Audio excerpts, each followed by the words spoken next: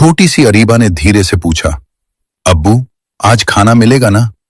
यासिर खामोश रहा, बस अपनी बेटी को देखता रहा। वापसी के रास्ते में यासिर को एक बटवा मिला। उसने उसे उठाया और खोलते ही उसकी सांसें रुक गईं।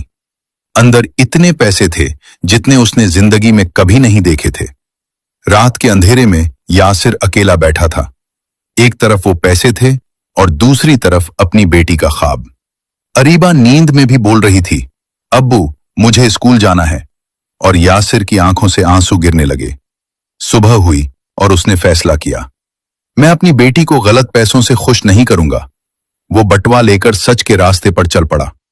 दरवाजा खुला तो सामने एक आदमी खड़ा था।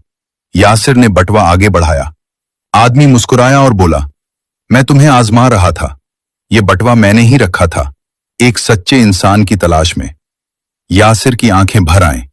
कुछ महीनों बाद अरीबा स्कूल यूनिफॉर्म में मुस्कुरा रही थी और यासिर दूर खड़ा अपनी बेटी को फख्र से देख रहा था। उस दिन उसे समझ आया। अगर ये वीडियो आपको पसंद आई हो तो लाइक करें, अपने दोस्तों के साथ शेयर करें और मजीद ऐसी कहानियों के लिए चैनल को सब्सक्राइब करें। शुक्रिया।